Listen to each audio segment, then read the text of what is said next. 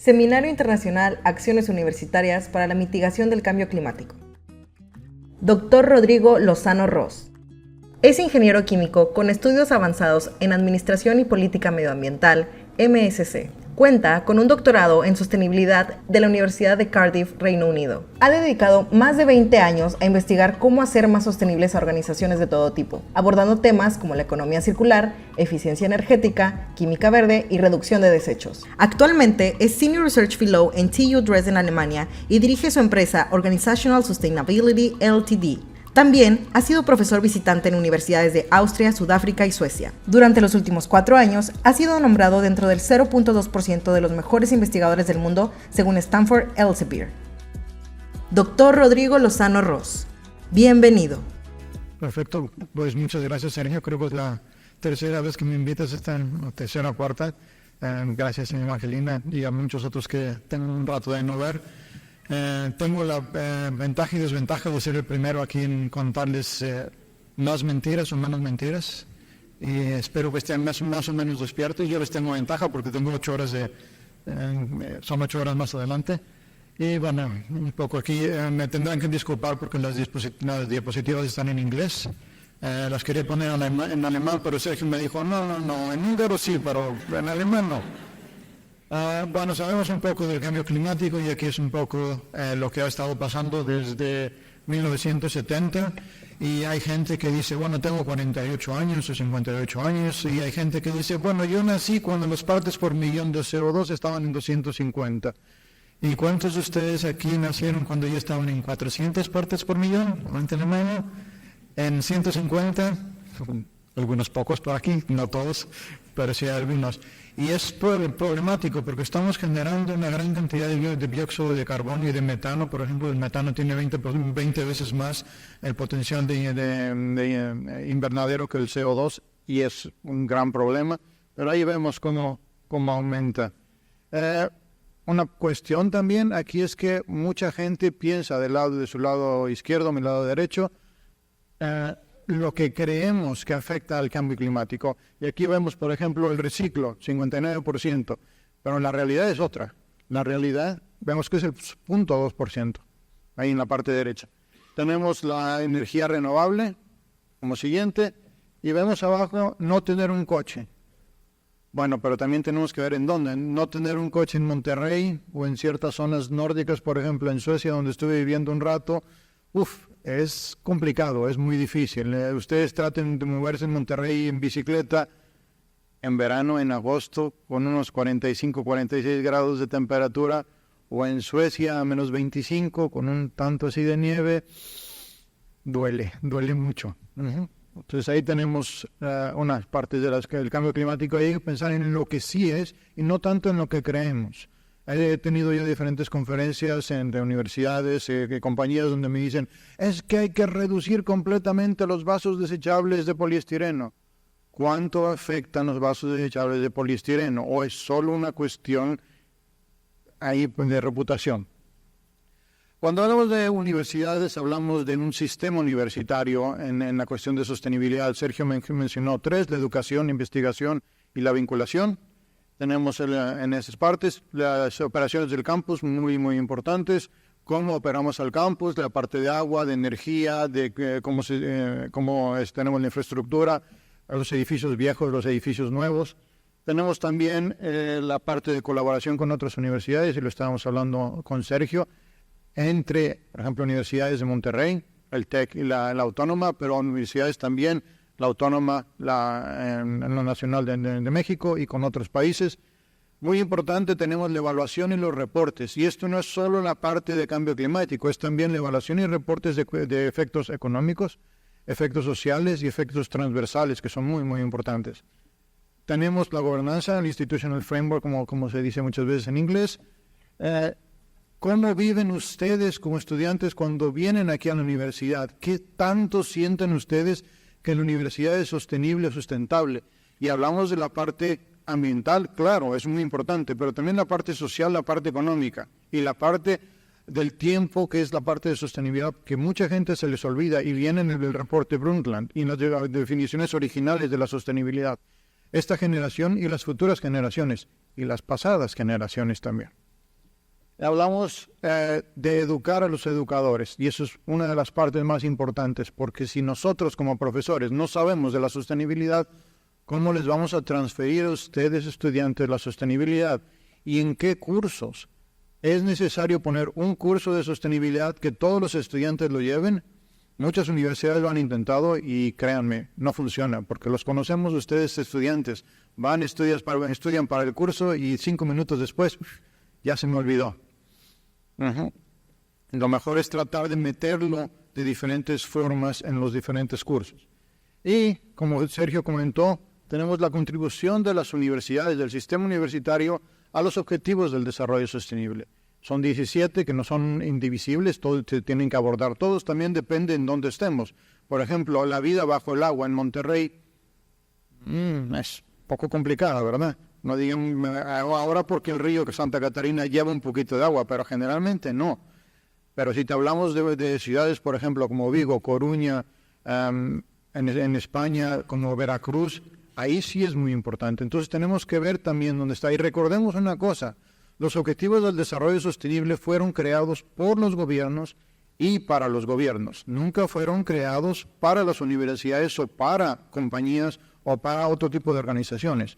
Lo que pueden hacer esas organizaciones es contribuir a los objetivos del desarrollo sostenible. Y tenemos un artículo, si alguien está interesado, de cómo las organizaciones contribuyen ahí directamente, semidirectamente e indirectamente. Tenemos y es necesario incorporar la sostenibilidad, la parte económica, ambiental, social y del tiempo en todos los niveles de la universidad, desde las carreras, las maestrías, el doctorado, los posgrados, etc. Y hay diferentes métodos para hacer esto, de lo que le llamamos las pedagogías de la sostenibilidad del aprendizaje. Voy a hablar un poco de eso. Y es muy importante que los estudiantes entiendan, qué es la sostenibilidad. Yo iba a decir la contabilidad, no, la sostenibilidad. Y cómo nosotros, los profesores, hacemos que ustedes desarrollen las competencias de sostenibilidad. Tenemos ahí los diferentes tipos de diplomas, carreras, etcétera, etcétera. Y hablamos de todo tipo de carreras. Muchas veces se confunde la sostenibilidad con ingeniero en desarrollo sostenible o ingeniero industrial. Pero ¿qué pasa si hablamos de los dentistas, por ejemplo? ¿Qué tienen que ver un dentista con la sostenibilidad? Yo les digo mucho, porque la salud es muy importante. Y si ustedes tienen un dolor de diente, no van a pensar en la sostenibilidad, van a pensar en quítame el dolor de diente. Pero antes las amalgamas tenían mercurio y tenían oro. El mercurio es ligeramente tóxico, tan ligeramente que tiran una gotita de mercurio en un lago y matan a todos los peces. Ha habido diferentes formas de hacerla, de incorporar la sostenibilidad. Uno es decirle al profesor, oye, estás dando álgebra, ¿por qué no pones un ejemplo ahí de sostenibilidad, de biodiversidad? A más B es igual a C más D y ya quedamos ahí. Funciona más parcialmente, pero no mucho. Luego tenemos también, como había yo comentado, un curso específico de sostenibilidad. El problema de estos es que si no lo relacionamos con la carrera en la que estamos, por ejemplo, como mencioné, de ser dentista o teología, ¿qué tiene que ver la sostenibilidad con la teología? Muchísimo. La otra es entrelazarlo entre los diferentes cursos en cada una de las carreras, y aquí se complica un poco más, porque entonces hay que estar viendo con los diferentes profesores cómo se va a hacer. Y una de las cuestiones en esta es que no todos los cursos tienen que llevar la sostenibilidad, pero la combinación de los cursos en cada una de las carreras sí tienen que contribuir a la sostenibilidad. ¿Y cómo? Esa es la siguiente pregunta, porque un dentista no va a contribuir igual que un matemático, que un físico.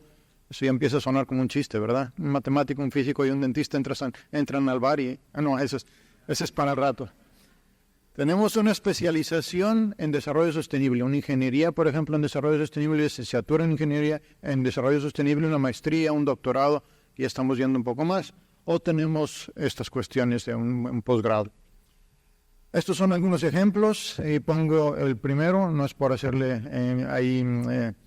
cuestiones al TEC de Monterrey, pero porque estuve directamente involucrado en ingeniería, en desarrollar la ingeniería para el desarrollo sostenible en el TEC. Me pidieron que hiciera una evaluación con una herramienta que creé hace unos años para ver qué tan ¿Qué tanto están contribuyendo cada uno de los cursos, carreras, universidades al desarrollo sostenible? Utilizamos 40 criterios económicos, ambientales, sociales y transversales, y hemos ya evaluado más de 10.000 cursos en diferentes partes del mundo, desde el país de Gales, Suecia, hasta Irak, México, cuestiones así.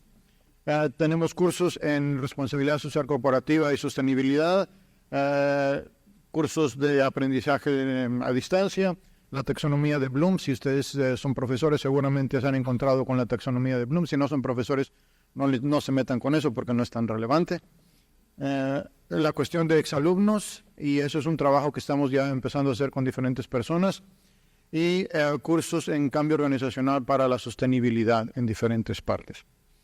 Dentro de todo este trabajo, en un trabajo que hicimos con 15 universidades mundialmente, hicimos un cuestionario a los profesores y les preguntamos cuestiones económicas, ambientales, sociales, transversales, y estas son las cuestiones ambientales que les preguntamos, y ven ahí cambio climático, respondieron que es un 11% lo más importante. Tenemos, por ejemplo, polución o contaminación, dependiendo de dónde estén en el mundo. Biodiversidad, recursos, energías alternativas, etcétera, etcétera. Pero esto es solo una parte. Hay que pensar que está la parte económica, social y transversal también. Dentro de todo esto, durante los últimos 10, 15 años ha habido unos grandes discursos de decir, bueno, ¿cómo vamos a dar las clases de sostenibilidad? Porque una cuestión es que yo venga y les diga la historia de la sostenibilidad desde 1713 y les va a importar. No les va a importar. Pero la UNESCO dijo, lo que tenemos que hacer es no dar contenido, sino desarrollar competencias de sostenibilidad. ¿Y qué competencias son? ¿Y cómo las vamos a dar? Y es ahí donde ha habido los discursos de diferentes personas en las competencias de sostenibilidad. Y luego también cómo se ligan las competencias de sostenibilidad con cada una de las diferentes pedagogías. ¿Y cómo vamos a hacer para que los estudiantes sean los siguientes profesionistas, agentes de cambio, que estén en la política, por ejemplo, que estén en las diferentes compañías, en las diferentes universidades, que sean investigadores, etcétera, etcétera? En el 2017 publicamos este artículo, pero estuvimos trabajando en este artículo varios años. Fuimos 5 diferentes personas, de ingeniería química, de administración, una bióloga que trabajaba con chimpancés, una persona que trabajaba en ingeniería industrial, y yo que no sé dónde estoy, pero bueno, es una cuestión. Y hay mucha gente que ha propuesto diferentes listas de pedagogías, y lo que hicimos nosotros fue sintetizarlas y decir, bueno, vamos a buscar un número con el cual podamos trabajar, porque hay gente que dice 5, 10, 15, 40, y nosotros sintetizamos 12. Habíamos sintetizado originalmente 13, pero alguien me dijo, 13 no es un número muy bueno, mejor bajémosle a 12. Bueno, no es cierto. Tenemos, por ejemplo, pensamiento sistémico, muy importante. El trabajo interdisciplinar, que muchas veces se nos olvida en las universidades. Estoy haciendo mi carrera en ingeniería en física, mi maestría en física, mi doctorado en física, y los químicos no hablo con ellos, por ejemplo, y cuestiones así. Tenemos la justicia, responsabilidad y ética, análisis y pensamiento crítico, muy importante en las universidades, y que no se les olvide el análisis y pensamiento crítico en todo lo que hagan. Las relaciones interpersonales y colaboración, la empatía, cambio de perspectiva, comunicación y uso de los medios, la acción y la estrategia, el involucramiento personal, la evaluación y la tolerancia hacia la ambigüedad y la incertidumbre. Por el otro lado tenemos las diferentes pedagogías, y las diferentes pedagogías también se han estudiado, pero normalmente se han estudiado separadas. ¿Y qué es una pedagogía? Son las diferentes formas en las cuales vamos a enseñarle a un estudiante. Y estas van desde experimentos, por ejemplo, en ingeniería, en física, en biología, hasta cuestiones un poco más suaves que las voy a mencionar ahora. Y UNESCO dijo que necesitamos pedagogías de alta calidad. Una de las pedagogías más utilizadas en prácticamente todas las universidades del mundo es dar la clase simple y sencillamente. Antes las dábamos con los acetatos. Tengo esa edad para ver los acetatos, ¿sí? Muchos de ustedes no las tendrán, pero ahora se utiliza el PowerPoint. Lo que estamos haciendo aquí es dar la clase a través del PowerPoint y ustedes reciben. Esto es una pedagogía que se ha utilizado aproximadamente desde principios del siglo XIX y funciona hasta un cierto punto. Funciona para dar contenido. Pero, bueno, pero también pedimos que haya diferentes alternativas, diferentes pedagogías para lograr estas cuestiones. Porque solo dar clases con PowerPoint o con acetatos o con tablillas de piedra y estar ahí pegándoles, a veces no funciona muy bien. Bueno, esa parte ya está. ¿Y qué hicimos? El mismo proceso que hicimos con las competencias, vimos qué tipo de pedagogías hay y sintetizamos para tener una relación de las diferentes pedagogías. Y aquí lo dividimos en tres partes. Uno, las pedagogías universales, como las ven ahí. Los casos de estudio muy utilizadas, por ejemplo, en administración, licenciado en administración de empresas, en mercadotecnia, muy utilizados en ese tipo de disciplinas. Tenemos el aprendizaje interdisciplinar, muy utilizado en diferentes disciplinas. El dar clases, simple y sencillamente dar clases, que se utiliza en prácticamente todas las disciplinas, prácticamente todos los profesores las utilizamos. Los mapas conceptuales, no sé si conozcan los mapas conceptuales, es estar viendo los diferentes conceptos y estarlos ligando, a veces con una flecha de una dirección o dos direcciones y poniéndoles números. ¿Cómo se traduce esto? Gamificación, es utilizar los juegos, por ejemplo, los Legos, para crear juegos y cuestiones así. Y el aprendizaje aparte a través de proyectos o de problemas. Luego tenemos las pedagogías que están más enfocadas a la parte social, la parte de comunidad y justicia social, que tenemos el servicio comunitario, el aprendizaje de servicio comunitario, los equipos interconectados y la investigación a través de acción participatoria. Y finalmente tenemos la parte ambiental que tenemos ahí y me voy a enfocar más hacia esta parte porque Sergio me dijo, bueno, el cambio climático, la conferencia en estas cuestiones y no me puedo extender mucho en las otras. Tenemos la ecojusticia y comunidad, la educación ambiental en un lugar, por ejemplo, ya sea en el Topo Chico, por ejemplo, se puede hacer ahí. Tenemos el análisis de ciclo de vida y las cadenas de suministro y tenemos el conocimiento tradicional ecológico. Estas son las pedagogías en la parte ambiental. Entonces, ¿qué hicimos después de esto? Después de tener un marco teórico, dijimos, bueno, ya tenemos un marco teórico, vamos ahora a hacer unas cuestiones empíricas para ver si lo que propusimos en nuestro marco teórico funciona o no funciona. Después de varias iteraciones, primero hicimos con profesores en Europa, tuvimos bastantes respuestas, luego hicimos 15 casos de estudios con profesores y ahora el nuevo proyecto que ya acabamos, que enviamos los documentos para el libro y el nuevo artículo es con estudiantes, 3.300 respuestas de estudiantes mundialmente y esto es lo que vemos. Lo que vemos es que arriba tenemos 3 de las pedagogías universales. Y como siempre, dar clases sale de primero. Y luego salen las otras 2, casos de estudio y el aprendizaje a través de proyectos. Luego tenemos acá abajo las que ven, y si no me equivoco, deben de haber unas. Las flechas verdes nos indican dónde están las que son de la parte ambiental. Y si ven, no están exactamente hacia arriba, están más bien hacia el tercero y cuarto cuartil. No se utilizan tanto. ¿Okay? Y si lo vemos aquí, hicimos correlaciones en diferentes partes. ¿Qué quiere decir? Que las pedagogías que están a su derecha, a mi izquierda, son las que menos se utilizan.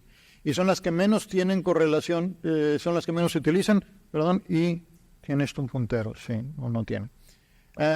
Pero lo que hicimos es hacer las correlaciones de las competencias y las pedagogías con los datos que tenemos de los profesores de europeos y los profesores mundialmente, y lo que vemos es que las celdas blancas, esa pedagogía no desarrolla la competencia de sostenibilidad. Las pedagogías las tenemos arriba y las competencias a su izquierda, este lado. Entonces, por ejemplo, el análisis de ciclo de vida no desarrolla la justicia. ¿Sí ven? En la casilla esa. Las amarillas puede que desarrolle y las verdes sí las desarrolla. Entonces, utilizamos una cuestión. Y si ven, por ejemplo, ecojusticia y comunidad, desarrolla bastantes competencias. Pero si regresamos a la anterior, ¿dónde está ecojusticia y comunidad? Es la que menos se utiliza, es la que más potencial tiene, pero es la que menos se utiliza. Y ahí es la pregunta es, ¿cómo podemos hacer que estas pedagogías que sí nos están desarrollando, o sí tienen el potencial de desarrollar las competencias de sostenibilidad, en realidad lo hagan? Y por eso no estamos diciendo que tenemos que utilizar solo una pedagogía, tenemos que utilizar combinaciones de pedagogías para entonces desarrollar las 12 competencias. No queremos desarrollar solo una, tenemos que desarrollar todas las competencias. ¿Y en qué curso? Álgebra 1, Álgebra 2, Química 3, Teología 4. ¿Cómo vamos entonces a meter todas estas partes y convencer a los profesores de que utilicen las pedagogías para desarrollar las competencias? Si ven aquí algo curioso, es que dar clases, que es la tercera columna, no sirve para desarrollar competencias.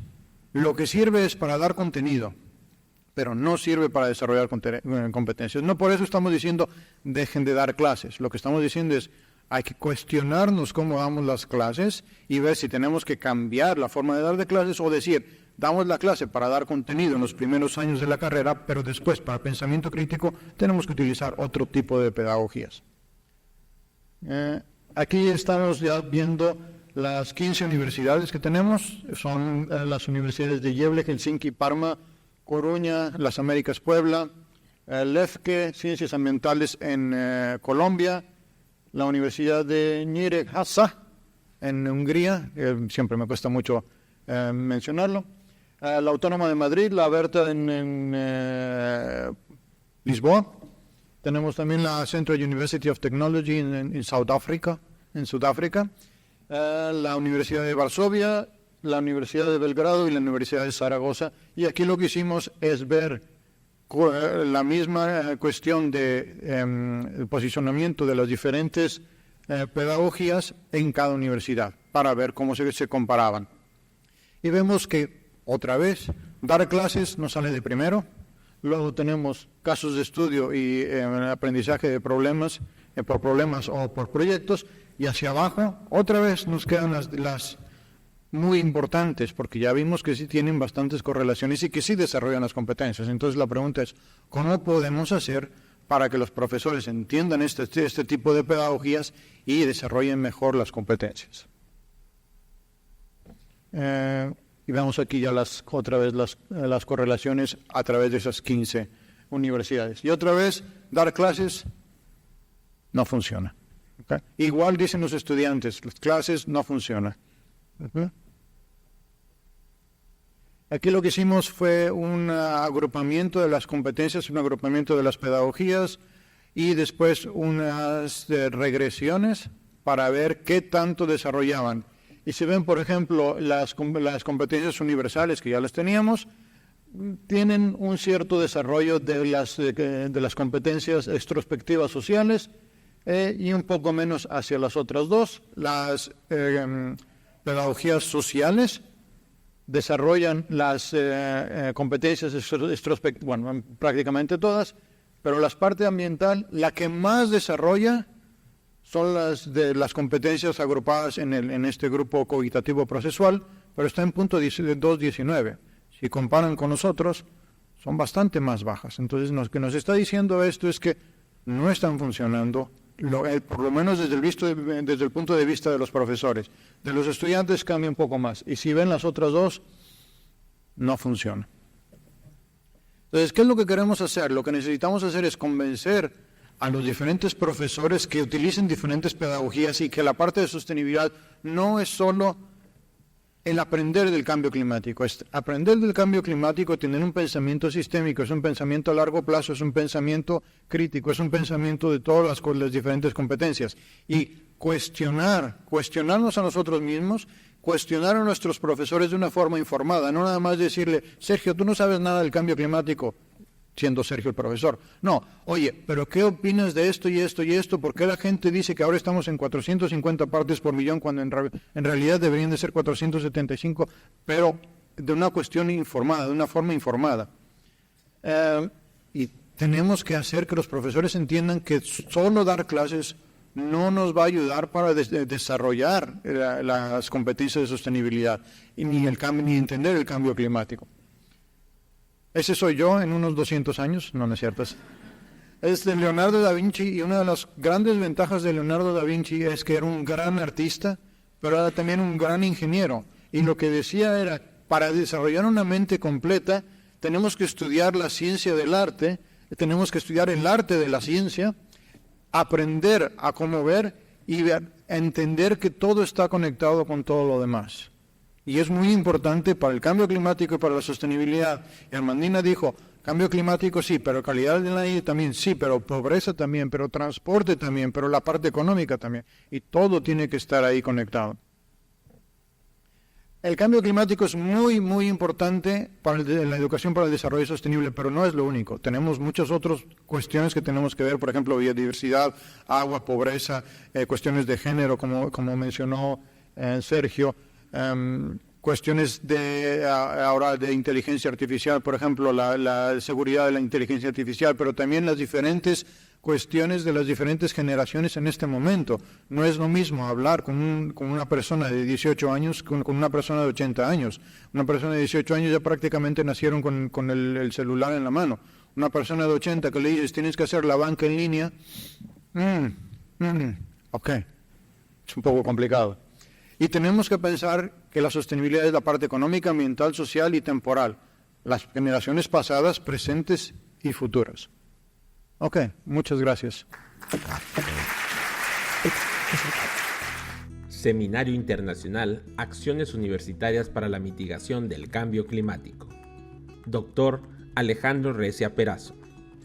Es doctor en Ciencias Biológicas, es investigador y profesor titular en la Universidad Complutense de Madrid, en el Departamento de Biodiversidad, Ecología y Evolución. Como asesor de biodiversidad y medio ambiente en la universidad, supervisa la gestión de los espacios verdes y coordina la estrategia de sostenibilidad. Lidera proyectos de innovación en gestión ambiental y ha creado un curso online sobre sostenibilidad para profesores e investigadores. Además, ha sido responsable de un proyecto europeo sobre la transición a sistemas agroalimentarios sostenibles y ha dirigido 4 proyectos internacionales de cooperación al desarrollo sostenible. Dr. Alejandro Recia Perazo. Bienvenido. Al doctor Sergio Fernández Delgadillo y a su equipo por invitarme y bueno, espero ser más o menos ameno en esta presentación.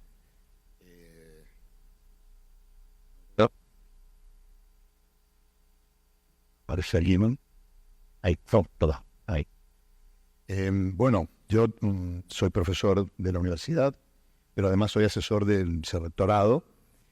Y aquí mi presentación va a ser un poco en el sentido de la gestión, ¿no? Como asesor y como profesor, por suerte, luego de la exposición del doctor Rodrigo Lozano, he quedado un poco preocupado porque yo doy clase de teoría de ecología y, bueno, no sé si esas casillas en blanco soy capaz de llenarlas, pero mejor que me voy por el lado de la gestión en esta conversación. Bien, voy a hablar sobre todo tangencialmente un poco del tema, ¿no? De lo que sería la sostenibilidad o el cambio climático en la currícula, ¿no? De la universidad, pero sobre todo en mi aspecto de gestor de lo que sería los campus universitarios.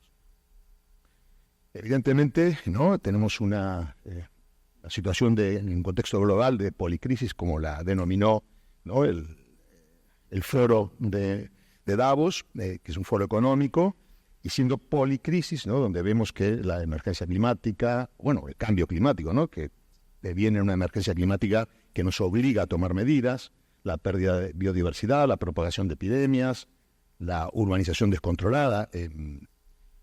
Parece que ahora mismo en Europa no sería un problema porque ya casi no hay nada que urbanizar, pero sigue siéndolo, la presión es enorme, el uso de nuevas tecnologías, los conflictos armados, por supuesto, y esa polarización social que cada vez también es más global, ¿no? Y el problema de hablar de una policrisis o de estas crisis, digamos, asociadas, es que terminan siendo, ¿no? La definición de sistemas, ¿no? La suma de las partes, o sea, el total o la emergencia es mayor que la suma de las partes, ¿no? Bien, me sale un poco lo tenía armado de otra manera, pero bueno, aparece un poco como aparece. Entonces, vamos a hablar primero, ¿no?, de la ciencia frente al cambio climático. En principio, aquí yo me destaqué sobre todo lo que sería profundizar la investigación, ¿no?, porque la ciencia debe buscar esas adaptaciones y mitigaciones. Entonces, bueno, y usar luego el conocimiento científico, o sea, la transferencia, ¿no?, de lo que sería el conocimiento a la sociedad por parte de la universidad.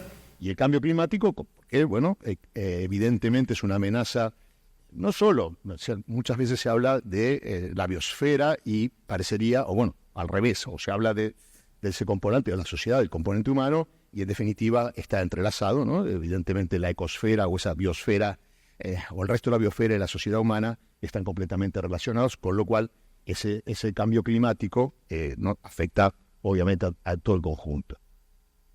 La universidad frente a ese cambio climático, pues bueno, es el traslado en Europa está vigente y a nivel europeo, y luego cada país componente de la Unión ha hecho su lectura de ese Pacto Verde, y la universidad también. Digamos que, resumiendo la aplicación de la Agenda 2030 y los ODS a lo que sería la universidad, pues se transforma, ¿no?, lo que podemos llamar la transición ecológica y la transformación digital, ¿no? Esa transición ecológica que es sobre todo la aplicación de la Agenda 2030, pero muy importante, acompañada de ese proceso de descarbonización. Y luego la transformación digital, que en este momento realmente en lo que sería la Universidad Complutense, ¿no?, que es donde yo vengo, pues estamos en el camino de esa infraestructura informática, tecnología en el proceso de enseñanza y las plataformas de colaboración, cada una con un desarrollo diferente. Es decir, nosotros, sobre todo a partir del momento de la pandemia, pues hubo la parte de infraestructura informática tuvo un impulso muy grande, pero vamos todavía en la tecnología en el proceso de enseñanza. Creemos que vamos de forma avanzada, pero luego cuando salimos, ¿no?, un poco al mundo exterior y vemos internacionalmente, falta desarrollo, sobre todo por la implicación del profesorado, ¿no? Es decir, la universidad dota de los medios, pero no todos los profesores usan esos medios, y eso va un poco en consonancia con la anterior ponencia, ¿no? Y luego las plataformas de colaboración están en desarrollo, pero también tenemos allí un choque generacional, si se quiere, ¿no? El personal administrativo de la universidad no siempre, digamos, es afín o está predispuesto a aceptar estas plataformas. Si nos hablamos, ¿no?, de está tomado un artículo, pero la estructura de los campus, en general tenemos, ¿no?, el sistema de gestión ambiental, la parte de gobernanza y luego la parte de docencia e investigación, que ya fue abordada, pero bueno, podemos hablar, ¿no?, de toda la parte de conferencias, seminarios, cursos y planes de estudio, y por supuesto la parte de investigación. En ese sentido, ¿no?, la Universidad Complutense, bueno, creemos que es uno de los aspectos que tenemos mejor cubiertos, ¿no? Lo tenemos a todos los niveles, ¿no?, como asignaturas de grado, en máster, en proyectos de investigación, proyectos europeos, grupos de investigación, y si bien no es la palabra clave tal vez que aparezca sostenibilidad o sostenibilidad de los campus, o sostenibilidad ambiental o incluso socioambiental, pero siempre está de alguna forma implícita incluso en los propios programas de las asignaturas. Tenemos másteres específicos y ahora mismo se está desarrollando y entra en vigor, creo que es ya el curso lectivo que viene, del 25-26, un grado de sostenibilidad internacional, ¿no? Por lo menos son 7 universidades europeas. Y me voy a centrar sobre todo en lo que sería el sistema de gestión universitario y más que nada en el tema de los campus. Me lo llamé aquí campus verde por generalizar, pero es un poco esa gestión y esa forma, ¿no?, de entender cómo nosotros tenemos que gestionar los campus universitarios. Un poco el modelo, ¿no?, que nosotros seguimos, esa UCM, ¿no?, esa Universidad Complutense de Madrid sostenible, tiene que ver, ¿no?, con los 3 ámbitos de la sostenibilidad, ¿no?, el social, el ambiental y el económico.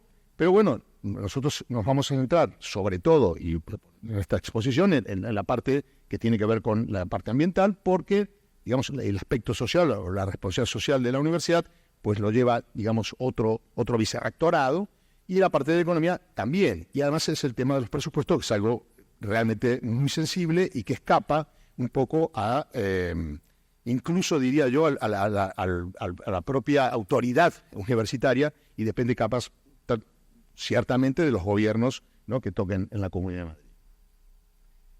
Esa sostenibilidad ambiental en los campus universitarios, bueno, asumir que son sistemas socioecológicos, y esto es importante, aunque parezca algo de perogrullo, tenemos nosotros con grupos de investigación de nuestra propia universidad, a veces tenemos algunos conflictos porque cuestionan de alguna forma nuestra gestión de esos espacios verdes, porque, bueno, no sé, segamos la hierba, porque podamos los árboles, porque en algunos casos tenemos que intervenir y sacar incluso a algún árbol porque están en mal estado sanitario, y los grupos de investigación se quejan de este tipo de cosas. Tenemos un jardín botánico que a veces se usa para eventos culturales y también eso genera cierta queja, y el primer argumento que yo doy es: no es un parque nacional, es un campus universitario y es un sistema socioecológico. Es decir, claramente la definición, ¿no?, de lo que sería la sostenibilidad, esa armonía o esa integración, llamémosla sensata, entre lo que es el medio ambiente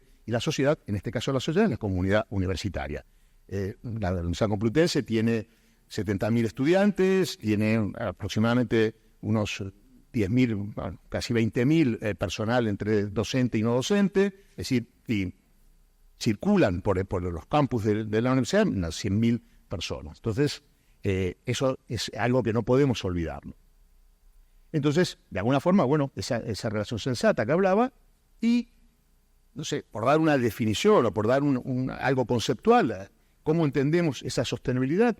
Pues conservar el patrimonio natural y cultural. Cuando hablamos del patrimonio cultural, no es solamente pensar en infraestructuras grises, ¿no?, en edificios, ¿no? Uno tiende a pensar en esto. En Europa y en España especialmente ocurre, ¿no? Es una civilización, ¿no?, del Mediterráneo muy antigua, y entonces realmente tenemos paisajes, llamémoslo paisajes o ecosistemas, que los llamamos culturales porque están creados y mantenidos por el hombre y tienen un valor, digamos, naturalístico tan importante tal vez como un bosque prístino, ¿no? Y esto a veces se olvida. Usar eficazmente los recursos naturales. En principio nos estamos refiriendo en la universidad al agua y la energía, y mantener la calidad educativa, bienestar y salud de la comunidad universitaria. Los campus universitarios de la Complutense están en zonas urbanas y son utilizados no solo diariamente por el estudiantado y por los usuarios, ¿no?, del campus, sino también los fines de semana por la sociedad en general. Tienen un uso social importante. Cuando comenzamos nuestra andadura, digamos, dentro del vicerrectorado, ¿no?, el vicerrectorado empezó como vicerrectorado de sostenibilidad en el año 2019, pues nos marcamos dos ejes de trabajo. Uno tiene que ver con lo que llamamos la sostenibilidad ambiental, es decir, nos centramos en la parte ambiental, que es la parte física, territorial, y esencialmente pensando, ¿no?, en esos espacios verdes. Y luego algo que, hombre, yo lo voy a llamar sostenibilidad de marketing, pero siempre eso también nos genera algunos conflictos. Dicen, no, el marketing no le interesa a la universidad. Bueno, llamémosla institucional, pero es esto, la visibilidad, la imagen, es decir, cómo nosotros aparecemos, ¿no?, frente a la comunidad universitaria, a la comunidad en general, como el trabajo que hacemos en la sostenibilidad. Y en ambos casos, es decir, lo primero que pensamos o que deberíamos hacer, y creemos que esto es indudable, ¿no?, una línea de base, un diagnóstico, es decir, bueno, ¿qué tenemos, dónde estamos y hacia dónde queremos ir, ¿no? Bien, entonces, aunque parezca mentira, la Complutense trabajaba en sostenibilidad desde hace muchísimo tiempo, pero no tenía una política oficial. Aparecían documentos de alguna forma atomizados, deslavazados, y dijimos, señores, una política ambiental. A partir de esa política ambiental que marcaría el marco general, pues trabajamos con esos diagnósticos e indicadores que nos iban a indicar esa situación que teníamos actual. Algo que nos pareció muy relevante era medir esa huella de carbono y la huella hídrica, no el consumo de agua. Se formó un consejo asesor de sostenibilidad ambiental, compuesto por todos los estamentos de la universidad, y tenemos la estrategia de sostenibilidad ambiental, que en este momento está en revisión, está colgada, está en la página web, allí está el enlace, que va a salir como muy tarde en enero del año 2025. Cuando hablamos de los indicadores tienen un valor relativo, es decir, bueno, se responden en general una serie de preguntas en unos cuestionarios y determinadas comisiones, con evidencias por detrás, pues valoran y colocan una posición, un valor, unos puntajes y tú sales colocado. Pero a nosotros no nos interesaba ese valor. O sea, si salíamos primeros, mejor, pero si salíamos últimos, era preocupante, pero preocupante porque quiere decir que estamos haciendo las cosas mal. Nos interesaba como indicador propio, es decir, qué situación, cuál era la hoja de ruta que teníamos que seguir.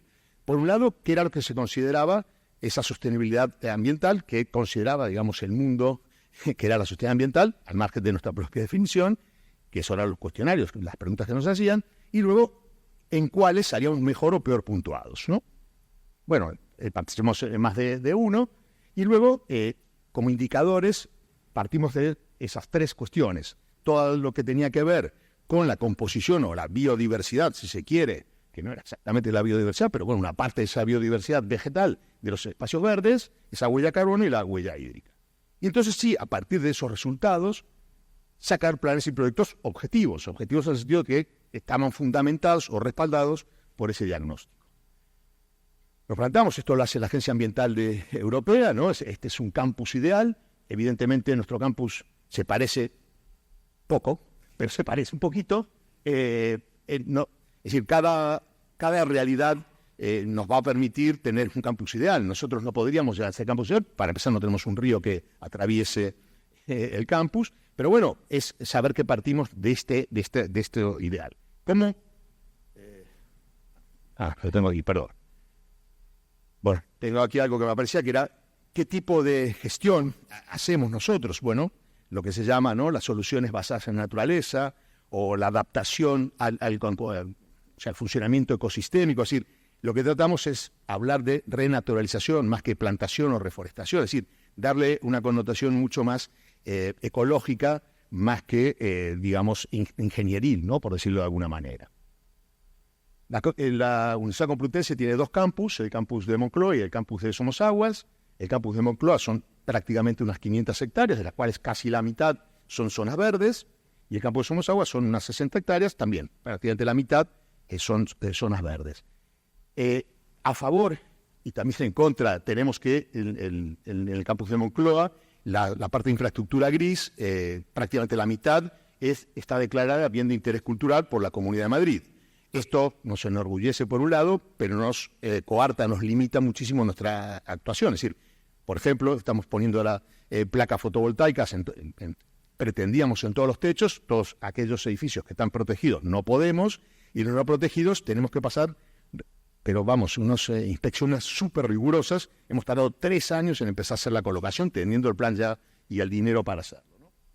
Y luego, también en el campus de Somosaguas, apareció hace unos años un yacimiento paleontológico que también, de alguna manera, es un atractivo, por decirlo así, cultural, pero también muy limitante a la hora de intervenir. Hicimos, digamos, de estos indicadores que buscamos, ¿no?, para esa transición ecológica, la huella de carbono. Nosotros la huella de carbono éramos muy temerosos de calcularla, pero no temerosos por el trabajo que podía implicar, sino por los valores que nos podía dar. Bueno, da igual, dio lo que dio, esto es lo que hay, ¿no?, por decirlo de alguna manera, pero no nos queríamos quedar solamente con lo que se llama, ¿no?, el scope o el alcance 1 y 2, que es básicamente consumos, ¿no?, de agua, gas y tal. Queríamos ir al alcance 3, que tiene dos cuestiones importantes a la hora de la gestión. Una es medirlo, es muy difícil, y ahora vamos a ver por qué, y luego tiene que estar verificado, tiene que ser auditada.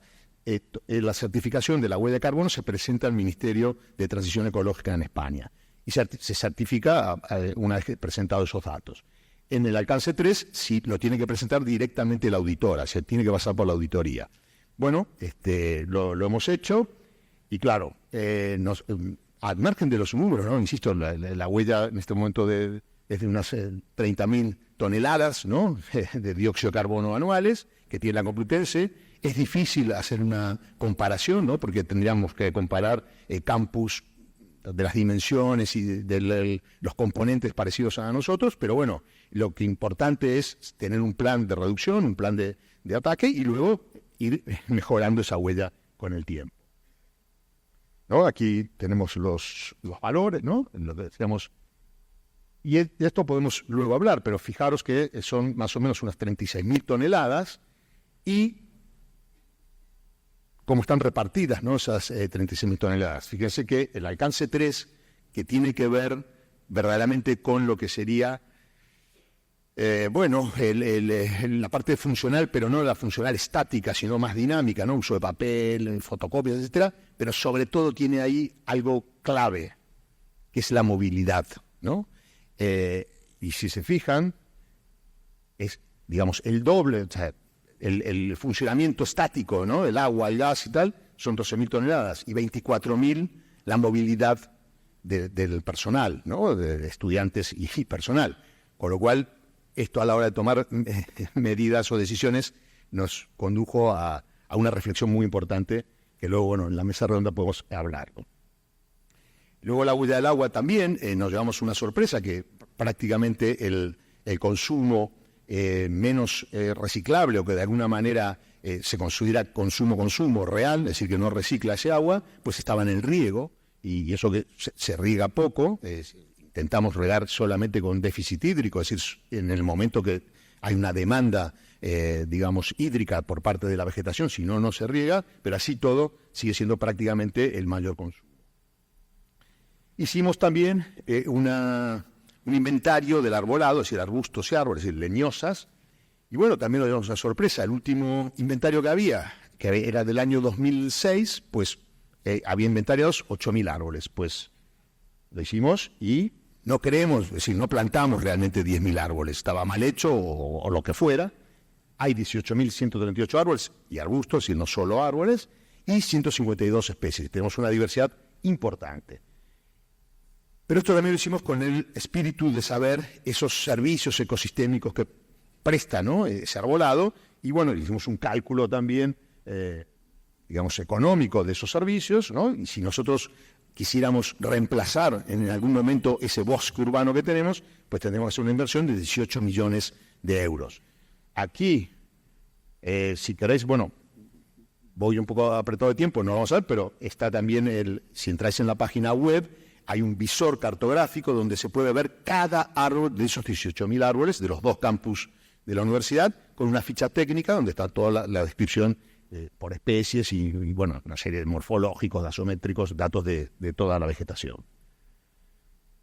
A partir de este diagnóstico, ¿no?, de todas las medidas que tomamos y los indicadores, pues, bueno, dijimos, vamos a hacer una serie de acciones, continuar, muchas de ellas existían, ¿no?, que tienen que ver con la mejora de la calidad socioambiental, poner en valor la biodiversidad, la conectividad ecológica, favorecer la resiliencia, ¿no? Algo un poco generalista, pero cada una de estas generalidades tiene acciones concretas. Y, bueno, para mayor información, ver esa estrategia de sostenibilidad, si queréis, que está en la página web, pero nuestros ejes estratégicos fueron, por un lado, ¿no?, para mejorar esa calidad ambiental y el bienestar de la comunidad, pues planes de residuos, ¿no?, los llamamos de 4R, fuimos un poco más allí, no era de intentar que antes de empezar con el reciclaje, pues usar menos, ¿no? Un poco este era el mensaje. Esta campaña del plan de residuos fue financiada, o bueno, cofinanciada, no financiada del todo por el ayuntamiento, ¿no?, el apoyo municipal de Madrid. Y sobre todo se hizo campaña de sensibilización y concienciación, que es básica. Es decir, nosotros consideramos que esa educación ambiental es el primer eslabón para conseguir cualquier tipo de éxito que podamos tener. La movilidad sostenible, en los 2 campus, sobre todo el campus de Moncloa, que es el más grande, prácticamente ha sido devorado por la urbe. Estamos en medio de la ciudad, un poquito apartados, pero realmente forman parte ya de la comunidad de la urbe de Madrid, con lo cual es muy importante. Tenemos una muy buena red de transporte público, o sea que es totalmente utilizable, ¿no?, esa red, y juega a favor de esa movilidad sostenible, pero así todo las encuestas y los estudios que tenemos demuestran que hay por lo menos 70% se desplaza en coche, y los estudiantes hay un 40% que se desplaza en coche. Tenemos serios problemas de aparcamiento y tal, entonces, bueno, pero aparecieron situaciones que están ayudando, como por ejemplo, ¿no?, el bicimat, el tema de movilidad en bicicleta, y sobre todo el coche compartido, ¿no? Que esto es algo que está funcionando muy bien. Al principio costó, los primeros años era bastante reticente la gente a compartir el coche y ahora está funcionando bastante bien. Bien, bueno, y usamos muchísimo todo el tema de divulgación de la movilidad sostenible. En el aspecto de biodiversidad, tenemos la suerte de tener bastantes grupos de investigación de las propias facultades nuestras que trabajan en esto y colaboran con nosotros. Y bueno, tenemos colocación de 300 cajas nidos, seguimiento con anillamiento de las aves de las cajas nidos. Hemos restaurado un mariposario que también funciona como un refugio de pequeña fauna, microreservas de mariposas, cajas y hoteles de polinizadores. Hemos hecho estudios de suelo, las placas fotovoltaicas, tenemos 14 techos que son el máximo que podemos usar de los 26 que tenemos disponibles, que van a cubrir, claro, uno dice, ¿cuánto va a cubrir esto del consumo que tiene la universidad? La universidad tiene un consumo de 50 gigavatios por hora por año, ¿no? Entonces, que es un consumo importante, pues no llegará a 5, pero bueno, es la posibilidad que tenemos y creemos que esa es una contribución, la contribución que podemos hacer, ¿no? Y obviamente mejorar la eficacia del sistema de riego, que todavía no la estamos encarando, porque también tiene, depende cómo lo veamos, en el tema de consumo de agua, nos interesa un tipo de forma de riego, pero en huella de carbono no nos interesa, porque esa agua reciclada la tenemos que traer con camiones. O sea, no es fácil, ¿no?, tomar medidas que sean equilibradas ambientalmente. Bueno, se están colocando ahora mismo estas placas en los distintos techos de la universidad. Hemos tenido esta flor solar, está puesta en el jardín botánico, que provee la energía, digamos, el autoconsumo del jardín botánico, el rector y uno de los vicerrectores, al cual yo asesoro. Y luego tenemos, bueno, lo que hemos empezado a hacer, que también lo tenemos ahora mismo en desarrollo, que es este hub, ¿no?, de docencia. Hemos elegido un espacio forestal verde donde vamos a hacer toda una serie de replantaciones, renaturalizaciones, es decir, toda una mejora empezando por los suelos y siguiéndolo por la vegetación, pero además va a ser una zona de experimentación, de laboratorios, vamos a tener un aula allí abierta. Estamos sacando adelante una serie de convenios, ¿no?, con empresas privadas, tratando de captar fondos no solamente de la universidad, que siempre son escasos, ¿no? Y bueno, algo que también nos ha pasado es ir por las facultades a dar algunas charlas. Bien, y claro, los decanos dicen, bueno, ¿qué tengo que hacer? Bueno, cosas sencillas, ¿no? Entonces, al profesorado una serie de actitudes, ¿no?, académicas y de actitudes propias dentro de las aulas. Luego, para los estudiantes y el personal no docente o el personal administrativo, cada facultad que tenga su propio plan de sostenibilidad. Y bueno, nada más, hemos sacado un libro, digamos, con todo lo que venimos haciendo en la universidad. Y esto es todo. Seminario Internacional Acciones Universitarias para la Mitigación del Cambio Climático. Edgar González Gaudiano. Es doctor en Filosofía y Ciencias de la Educación y actualmente es investigador titular en el Instituto de Investigaciones en Educación de la Universidad Veracruzana, donde también dirige la unidad de estudios de posgrado. Posee un postdoctorado en la Universidad de Santiago de Compostela, España, y es investigador nacional emérito del Sistema Nacional de Investigadores SNI. Además, ha coordinado la Cátedra UNESCO sobre Ciudadanía, Educación y Sustentabilidad Ambiental del Desarrollo. Autor de 20 libros y numerosos artículos, su línea de investigación actual se enfoca en la educación para el cambio climático, la vulnerabilidad y la resiliencia social. Y finalmente, preside el Consejo Nacional de Educación Ambiental para la Sustentabilidad. Edgar González Gaudiano. Bienvenido. Y agradezco también a la Universidad Nacional Autónoma de Nuevo León la oportunidad de participar en este evento sobre cambio climático, que es el tema en el que he estado trabajando durante los últimos 20 años de mi carrera profesional. He titulado mi presentación El cambio climático en el currículum universitario, porque en realidad así nos lo pidieron. Le quité lo de la temática, que es el nombre en el que aparece en la mesa, porque en eso coincido con el doctor Rodrigo Lozano, en el sentido de que incorporar el cambio climático en el currículum universitario no es una temática, sino es una dimensión compleja que tiene que ver sí tiene que ver con los contenidos curriculares, pero no se limita a fortalecer únicamente ese componente en el currículum. Voy a hablar de estos 4 asuntos en mi presentación. Primero voy a hablar de lo que es la educación ambiental en la era de la modernidad. Me parece que hay que contextuar el asunto de la educación ambiental en este momento. Luego voy a hablar sobre la educación sobre el clima, ¿sí? Que es un poco en lo que se concentran la mayor parte de los trabajos que quieren hacer educación climática dentro de las universidades. Aquí hay un juego de palabras del componente cambio climático. Hemos recuperado educación sobre el clima, y la segunda parte es la educación para el cambio, ¿no? Entonces, y finalmente voy a hacer un muy breve repaso sobre lo que hemos estado haciendo en el Plan de Acción Climática en la Universidad Veracruzana para el 2030. Voy a tratar muy rápidamente los 2 primeros temas para poderme ajustar al tiempo, y después me concentraré más en las propuestas y en las contribuciones que de esto se han hecho, no solo como resultado de nuestras investigaciones en instituciones nacionales, porque es muy importante señalar que muchas de los reportes de lo que se está haciendo en otras universidades del mundo sobre educación climática se quieren adaptar automáticamente a nuestras universidades, y nos encontramos con una realidad completamente distinta que hace imposible obtener resultados satisfactorios, empezando por los estudiantes, porque los estudiantes de otros países y los estudiantes mexicanos piensan diferentes sobre este tipo de cuestiones, otorgan prioridades diferentes a este tipo de cuestiones.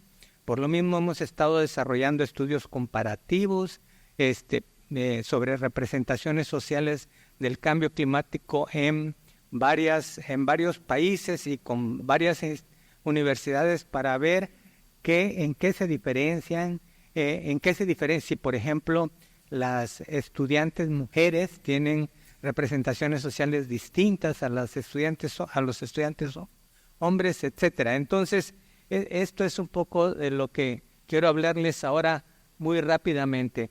En el inicio, los temas de educación ambiental relacionados con el cambio climático tuvieron una orientación básicamente de alfabetización ecológica. Es decir, lo que se hacía era explicar en qué consistían el clima y en qué consistía también el fenómeno del cambio climático, ¿sí? Se daban algunas recomendaciones generales sobre lo que se debía hacer, y se hablaba sobre prácticas exitosas, sobre este tipo de asuntos, pero no pasaba de ser una alfabetización sobre el clima, ¿sí? O una alfabetización científica sobre el tema del clima. De esa primera aproximación, que tiene muchos detalles, pero que no me puedo detener en eso ahora, se pasó a una educación para el desarrollo sustentable o sostenible, impulsado por, pues ya lo sabemos, por el Naciones Unidas. Hubo una década de la educación para el desarrollo sustentable que se desarrolló entre el 2005 y el 2014, para tratar de impulsar dentro de los países este tipo de asuntos, pero desde el principio siempre hubo muchas confusiones en relación con la ambivalencia de la educación para el desarrollo sustentable. ¿Por qué?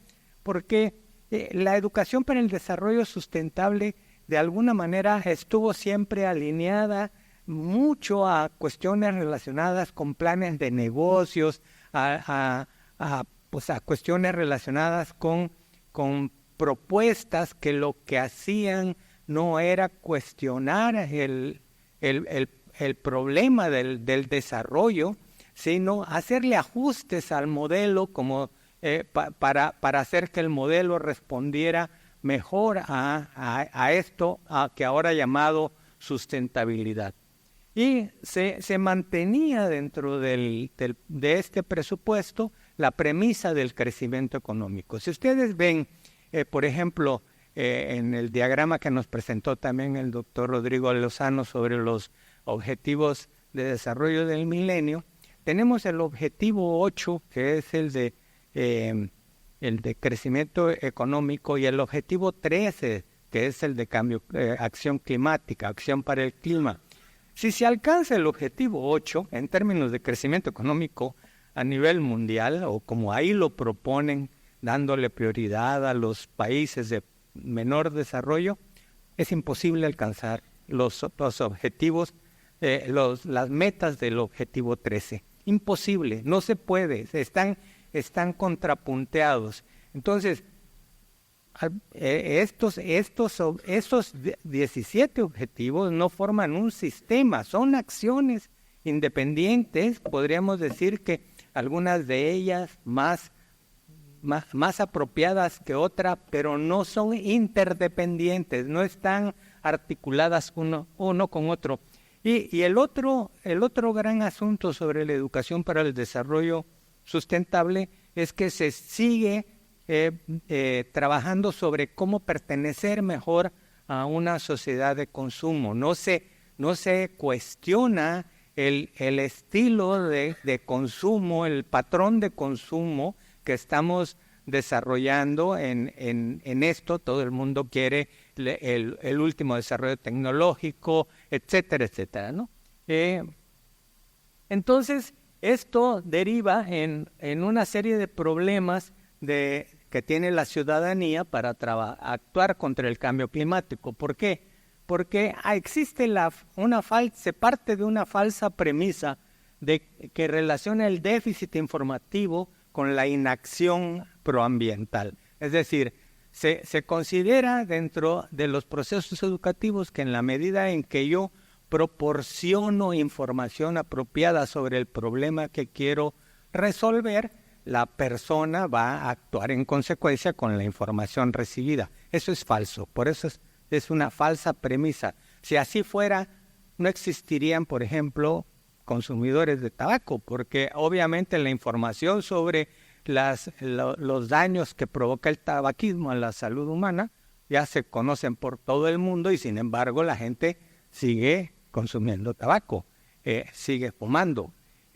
Entonces, ese es un primer problema que está relacionado con este tipo. El otro es que este modelo de consumo, que es el que se quiere mantener, desvía mucho sobre el tema del colapso climático. O sea, no se va más allá del presente, ¿sí? Y cuando se hace eso de ir más allá del presente, se plantean metas que a la gente le parecen demasiado distantes, como por ejemplo decir, de seguir con esta tendencia, en el año 2050 va a estar ocurriendo esto y vamos a tener un incremento de tantos grados de temperatura en el clima planetario. Y la gente dice, bueno, en 2050 pues a lo mejor ni llego, ¿verdad? Así como vamos. Entonces, eso hace que se posterguen las acciones, no se ubica a la gente dentro del presente.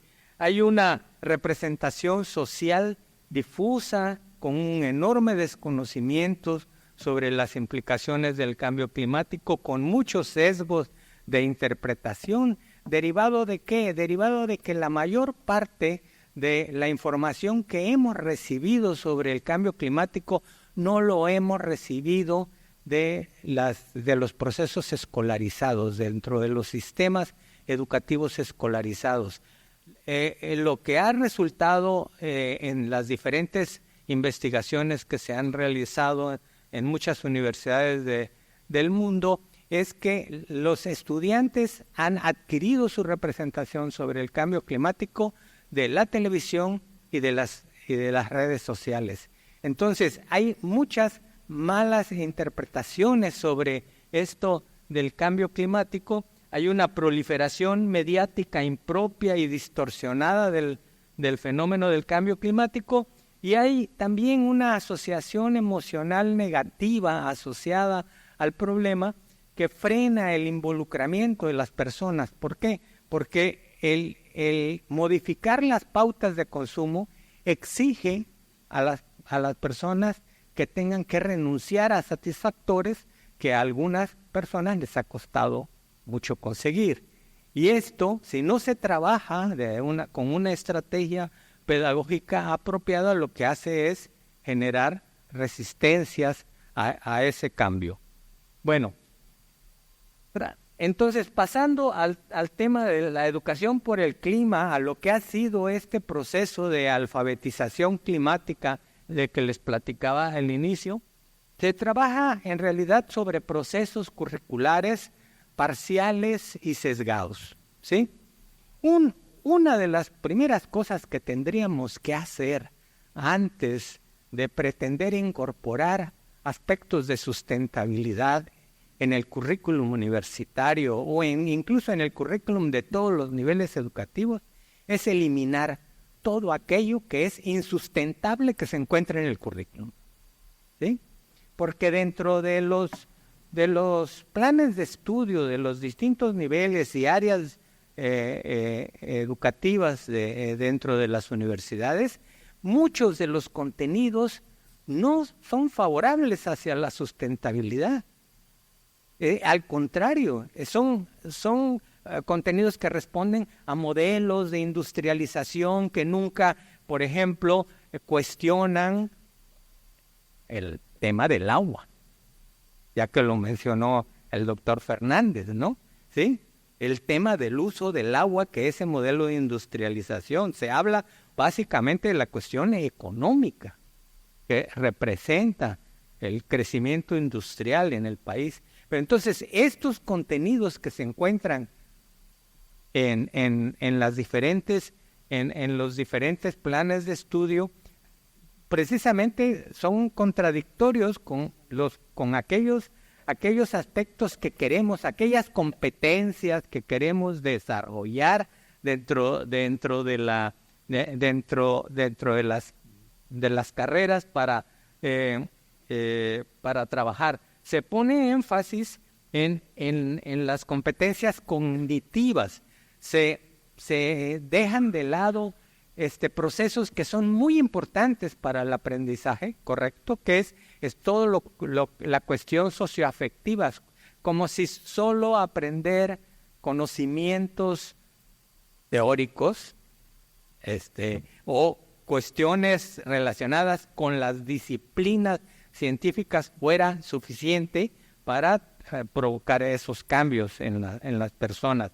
Y estos procesos curriculares están además creados con una capacidad presupuestal reducida a nivel institucional, humano y política. Yo ahora veía, por ejemplo, con un poco de envidia lo que la Universidad Complutense de Madrid ha podido hacer en sus campos universitarios, que por ejemplo para la Universidad Veracruzana sería imposible en términos financieros desarrollar todas esas maravillas con las que se cuentan ahí, ¿no?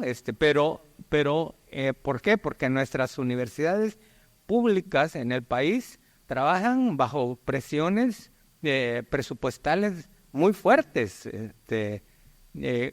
con sus grandes diferencias. No es lo mismo el presupuesto que recibe, por ejemplo, la Universidad Autónoma de Nuevo León, como con el que recibe la Universidad Veracruzana. Desde luego tienen muchos más alumnos, más campus, más profesores y todo esto, pero en términos per cápita hay una enorme diferencia. Ya no digamos con las universidades llamadas federales como la UNAM, la UAM, el Politécnico, cuyo presupuesto es exclusivamente federal, y ellos tienen una cierta garantía y que pueden permitirse hacer planes multianuales relacionados con y con muchos otros asuntos. hay una escasa capacidad docente y discente, o sea, alumnos y profesores, y no hay estrategias didácticas situadas pertinentes de construcción de sentido. Entonces, el currículum contemporáneo, así como lo hemos vivido nosotros desde hace mucho tiempo y lamentablemente se sigue viviendo en muchas de las universidades, refuerza solo la alfabetización sobre el clima, invisibiliza la dimensión ético-política de la crisis climática, ¿sí? Y parte de la falaz premisa sobre la compatibilidad entre conservación ambiental y crecimiento sin alterar la producción. Este asunto del acoplamiento, desacoplamiento, del cual se hablan mucho dentro del ambientalismo, en realidad no se ha logrado. Luego, que frenan las posturas críticas que tendrían que empezar a desarrollarse. Hay que cuestionar primero en qué sistema nos estamos moviendo como personas, y promueve un ambientalismo blando sin análisis de estilos de vida, o sea, ahorra el agua, separa tus residuos, y como si ese tipo de cosas que no están mal hacerlas, porque es lo mínimo que como personas educadas tenemos que hacer, pero no son soluciones a los complejos problemas que estamos viviendo. Posterga las decisiones individuales y colectivas y se parte en muchos casos de un falso optimismo tecnológico e ilusorio de progreso permanente, ¿no? O sea, se está pensando siempre como que de repente va a salir la tecnología que va a resolver los problemas del cambio climático y muchos otros dentro del país. Bueno, este currículum contemporáneo, ortodoxo, clásico, no caben las demandas de complejidad, pluralidad y emergencia del cambio climático. No cabe, no permite hacer estos puentes, estas articulaciones disciplinarias, ¿sí? ¿Por qué? Porque ese demanda, primero, una ruptura social del consenso social estructural clásico que está implícito dentro de los planes de estudio, dar respuestas a escenarios vitales de riesgo y de problemas ambientales y del desarrollo de una conciencia crítica y compromiso activo de todos los agentes que se encuentran involucrados, que no se da con la misma fuerza en todos ellos.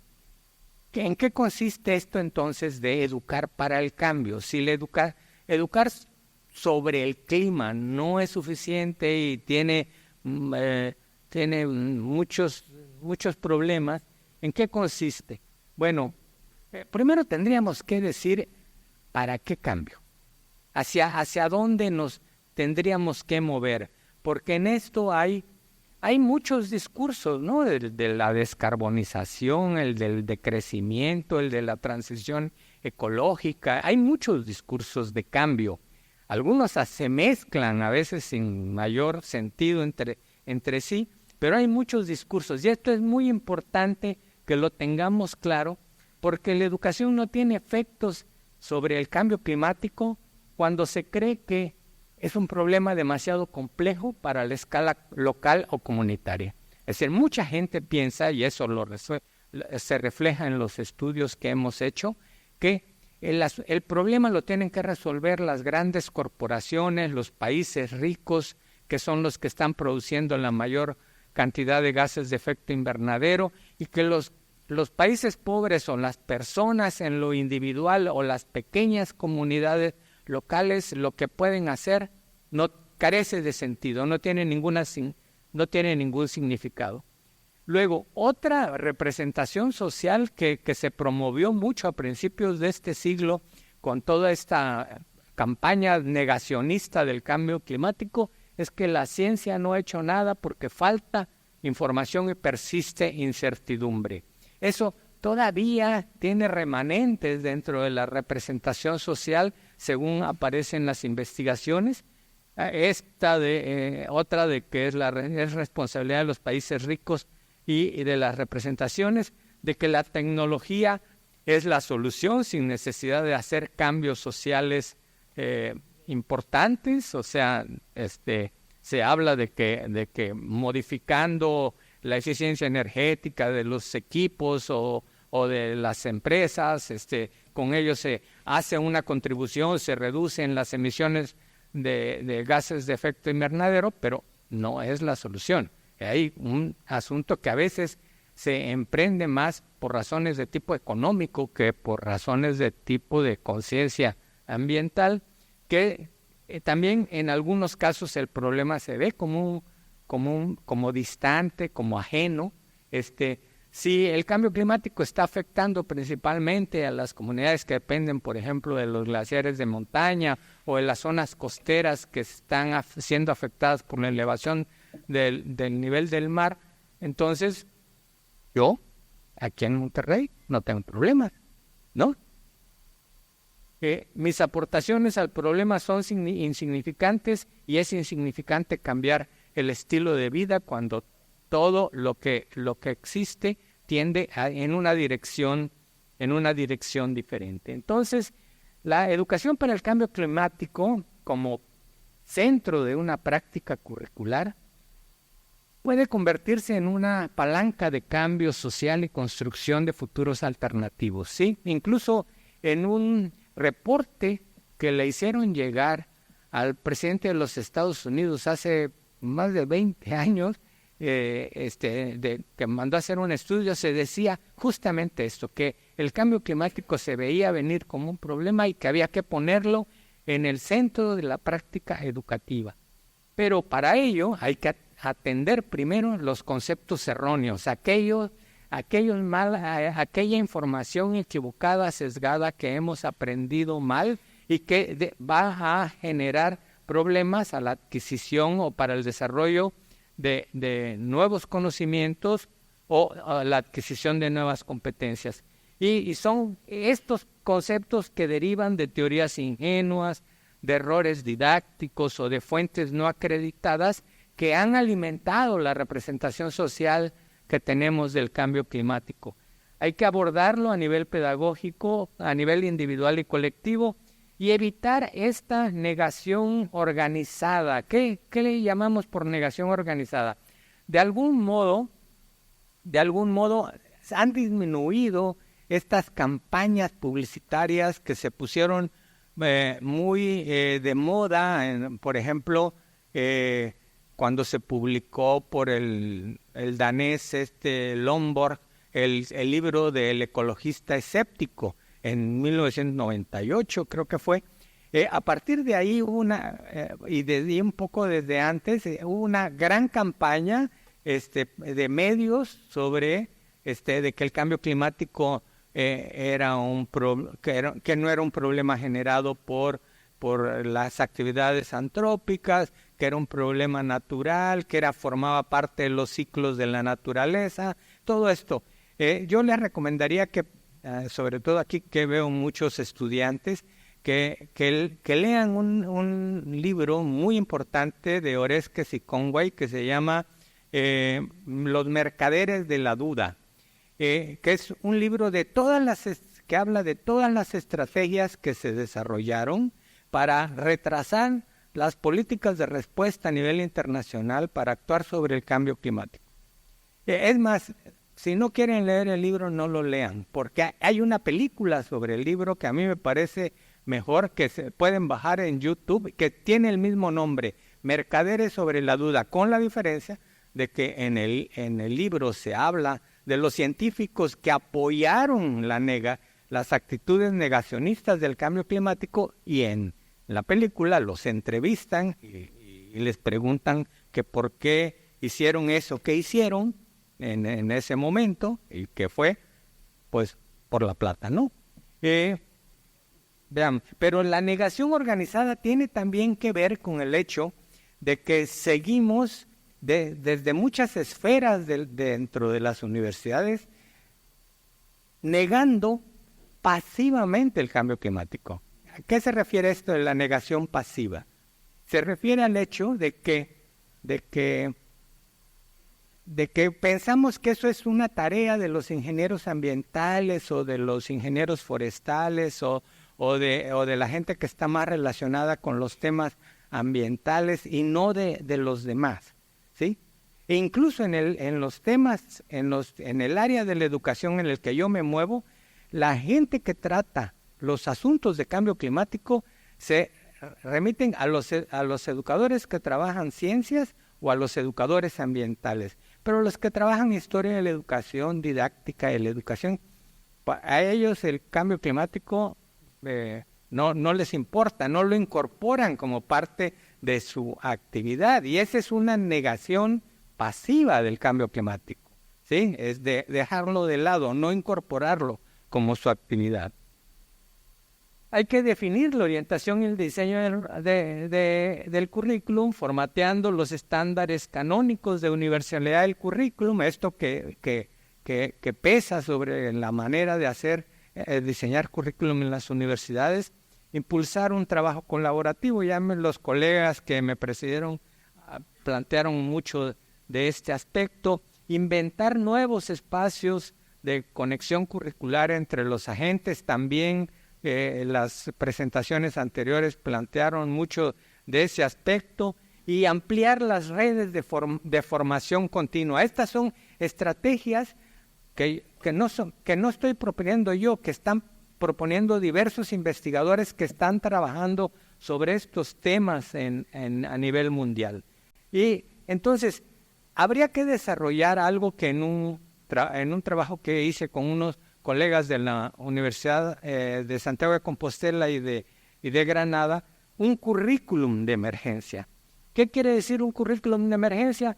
Que se necesita algo que nos permita fomentar el pensamiento sobre los márgenes, intersticios de las políticas educativas imperantes, porque no se nos va a permitir entrar al corazón del diseño del currículum en sí, pero hay que entrar por la periferia, hay que trabajar por aquellos espacios donde sí se puede actuar. No puede negar la ruina socioambiental en marcha, o sea, el currículum de emergencia tiene que plantear el hecho de lo que está pasando en este momento, que cada año es el año más caliente de la historia del mundo. Cada año hay más problemas de estrés hídrico, cada año hay un montón de más problemas que no se habían presentado hasta hace relativamente poco tiempo, y eso no aparece en los planes de estudio, se niega por ausencia, ¿sí? Se necesita una planificación curricular desde lo científico, lo social y lo político, y ese currículum de emergencia se puede convertir en un dispositivo rearticulador de esta actual totalidad desorganizada de cada materia. Tiene que ver con sus objetivos, como en los objetivos de desarrollo sustentable, que cada uno jala para la reata para su lado, y el currículum de emergencia tendría que rearticular todo esto nuevamente. Y aquí vienen algunas sugerencias: conocimiento de las ciencias del clima y las sociales de manera articulada, la ciencia con la gente, trabajar sobre la teoría del currículum, un trabajo colaborativo, impulso a la percepción social del riesgo. De hecho, esto se está haciendo ya, ¿no?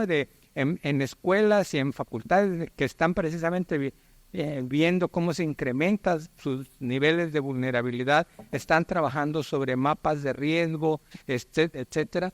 Ahí desarrollar un compromiso ecociudadano, y a nivel del más amplio, a nivel global, pues una negociación política y alianzas internacionales. Es increíble ver cómo estas COPs se realizan cada año sobre la Convención Marco de Cambio Climático, pero realmente no se resuelve prácticamente nada, y hay que tener una normativa sobre la tolerancia de riesgos y hacer reformas educativas estructurales. Y muy rápidamente lo que estamos haciendo en la Universidad Veracruzana es el programa de trabajo del actual rector 21-25 desarrolló dos ejes de trabajo principales, que son derechos humanos y sustentabilidad, y sobre esos dos ejes gira toda la gestión de la rectoría. Acabamos de aprobar el plan de acción climática que ustedes ven ahí, y esto es derivado del plan de acción climática que tenemos en marcha, de contribuir a la cultura de la acción climática a través de sus funciones sustantivas y adjetivas, a fin de colaborar en la construcción de una sociedad sustentable y resiliente, ¿no? Estos son cómo estamos trabajando, tanto en la gestión, en la investigación, en la educación y la comunicación y en la vinculación. Hay acciones para cada una de esas áreas con metas concretas anualizadas para irlas desarrollando, y también cómo trabajar la parte más educativa de las instituciones. Crean, eso es lo más difícil de todo.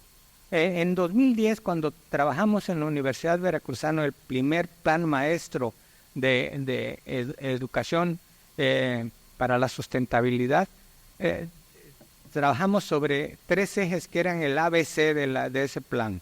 La ecología del campus, o sea, todo esto que mis colegas desarrollaron muy bien, sobre áreas verdes, compras verdes, ahorro del agua, ahorro de energía, áreas de convivencia, etcétera, etcétera.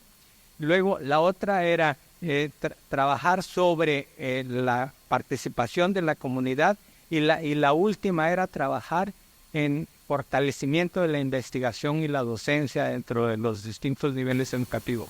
En eso fue donde prácticamente no se avanzó. Hay muchas resistencias por parte del personal académico existente, y que eso no se cambia porque aparezca en un plan de rectoría o se invierta en muchas otras áreas, sino con un trabajo persistente de mediano plazo, que trabaje sobre problemas reales al alcance de los profesores que están desarrollando los programas. Ahora que estoy en el área, tengo 3 años en el área de posgrado, y cuando hemos querido implementar estos ejes en los planes de estudio, los que trabajan, hay ahí la obligación de que cada 5 años se debe actualizarse el plan de estudio. Y llegan los profesores a la dirección de posgrado a decir, bueno, yo tengo que incluir y fortalecer la sustentabilidad en el plan de estudios. Dígame cómo hacerlo, porque no sé cómo hacerlo. Yo nunca he trabajado de esa manera. Y no hay una sola respuesta para esto. Hay muchas respuestas y tenemos que construirlas conjuntamente. Muchas gracias. Seminario Internacional Acciones Universitarias para la Mitigación del Cambio Climático. Bruna del Rosario Garretón Karzulovic es ingeniera agrónoma con un magíster en Ciencias de la Agricultura. Cuenta con una mención en Restauración Ambiental de la Pontificia Universidad Católica de Chile. Actualmente es directora de Educación Continua y académica del Instituto para el Desarrollo Sustentable UC, con más de 9 años de experiencia dictando cursos sobre suelo, sustentabilidad, biodiversidad y agroecología. Fue presidenta de la Cooperativa Agroecológica Huellas Verdes y ha trabajado en proyectos relacionados con sistemas alimentarios regenerativos. Además, colabora en programas como MBA y Agentes de Cambio para la Regeneración Ecosocial, integrando la sustentabilidad en distintos currículos académicos. Bruna del Rosario Garretón Karzulovic, bienvenida. Hoy les vengo a hablar de 3 grandes temas, y me alegra mucho ver la coherencia que sin querer va a tener con las presentaciones anteriores. Muy desde cómo lo hemos desarrollado, hemos humildemente tratado de hacer bien las cosas en la Pontificia Universidad Católica de Chile, a la cual pertenezco.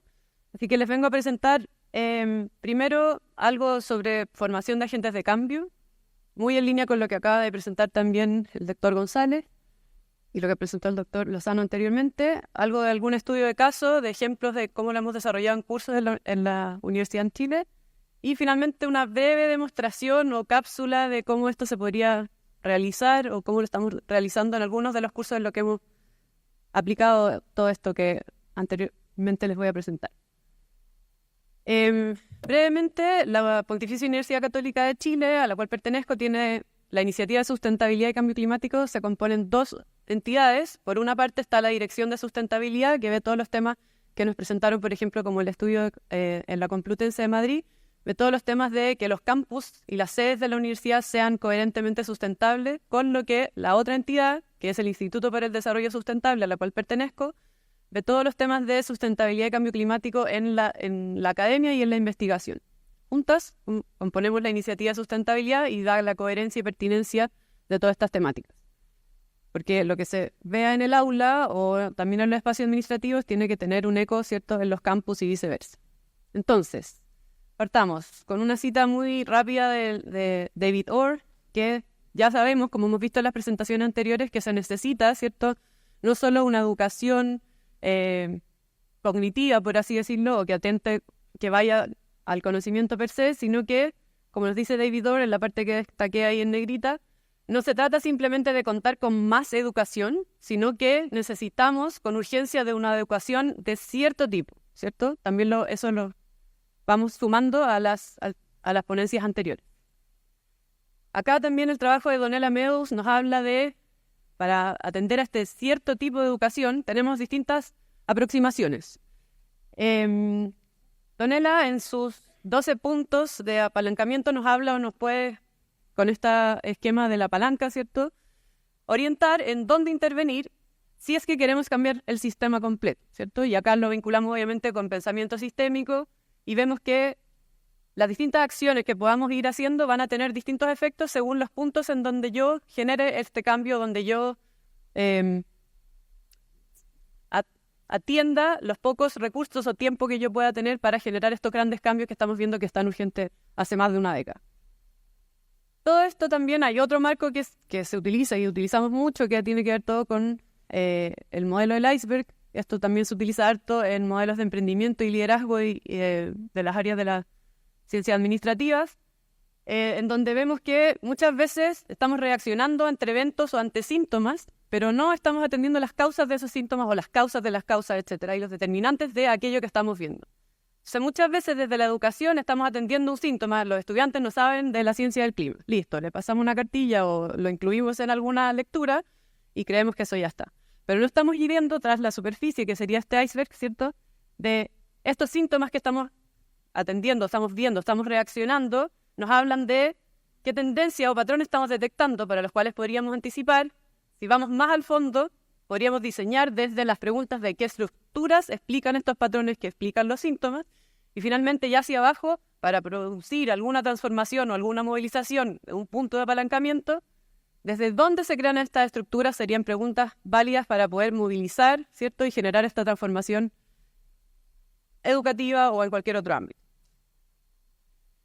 Hay otro autor que también es referente y en el cual nosotros hemos estructurado harto nuestro trabajo en la Pontificia Universidad Católica en el quehacer docente, que es de Otto Scharmer, es del MIT, y él nos habla o nos traduce esto a un currículum más moderno, como podría decir el doctor González anteriormente, a el lenguaje de los sistemas operativos, que tenemos tanto nosotros tan claro hoy día, sobre todo con los aparatos celulares, ¿cierto?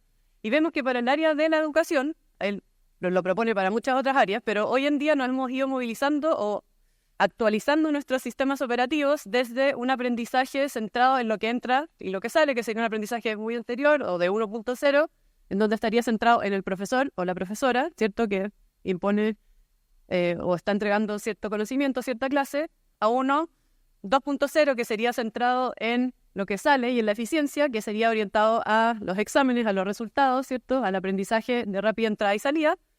Check, sé lo que es el cambio climático, por ejemplo. Luego, un tercer nivel sería centrado en el usuario y el resultado, que es en quien aprende, o sea, centrado en el estudiante. Y finalmente ya el cuarto sistema operativo, el 4.0, nos invita a pensarlo centrado en el ecosistema y la regeneración, algo mucho más sistémico e integrado, en donde la educación o el aprendizaje debería centrarse en la persona completa, ¿cierto?, y en los sistemas completos y complejos de los cuales es parte. Entonces, todo esto va cristalizándose o conformando también, incluso, bueno, yo vengo de la Pontificia Universidad Católica, así que Hace unos años nos visitó el Papa, y bueno, esto no lo dice solo el Papa, sino que hay muchos otros autores que lo han ido trabajando a lo largo del tiempo, en cómo podríamos pensar en un agente de cambio, o un agente para la sustentabilidad o para el cambio climático, formarlo desde esta noción o la perspectiva donde se integran las tres dimensiones en forma simultánea. ¿Cuáles son estas tres dimensiones? En primer lugar, me perdonen que está cambiada la imagen, pero donde está el corazón debería estar en la cabeza, ¿cierto? Al centro, la dimensión intelectual cognitiva es la típica que todos atendemos, ¿cierto? En las lecturas que sabemos ya por la presentación del doctor Lozano, que pareciera ser que no basta, ¿cierto? Que sería esta dimensión en donde nos centramos mucho en lo cognitivo, en la cabeza, en el conocimiento, en donde vemos el mundo como un todo interconectado, entendiendo el funcionamiento de la sociedad y los ecosistemas naturales desde esta interacción con un enfoque sistémico, idealmente. Luego deberíamos integrar, y esto no es jerarquizado, ¿cierto? Son las tres simultáneas, pero hay que irlas nombrando ordenadamente. Luego tendríamos la dimensión intuitiva emotiva, apelar al corazón de los estudiantes o de quien sea en el fondo que esté transitando este proceso, desde el sentido de la identidad, la conexión y la pertenencia, y finalmente atender fuertemente la dimensión físico-activa, que es la acción, las manos. Que todo esto que entendimos con la cabeza, nos conmovió el corazón, podamos llevarlo a la acción, ¿cierto? Y ahí obviamente va el de la mano con todo lo que se puede hacer tanto en los campus universitarios, en la infraestructura, como en los aprendizajes con comunidades y todas las otras dimensiones que podamos implementar desde ahí.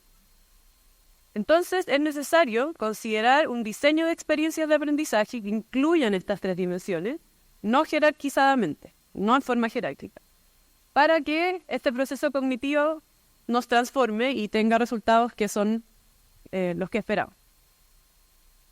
Entonces, ¿cómo formar agentes de cambio? ¿Cómo lo estamos desarrollando nosotros hasta ahora? Desde esta síntesis, en forma de síntesis de estas tres dimensiones, desde la mente, con la reflexión sistémica y anticipatoria, desde el corazón, a través de competencia, bueno, y aquí está muy de la mano con las 12 competencias que mostró también el doctor Lozano anteriormente, para atender a la dimensión más del corazón, la empatía y discernimiento ético para el cuidado ecológico, y también las manos podríamos atenderlas desde la acción colectiva para la regeneración, la sustentabilidad o el cambio climático.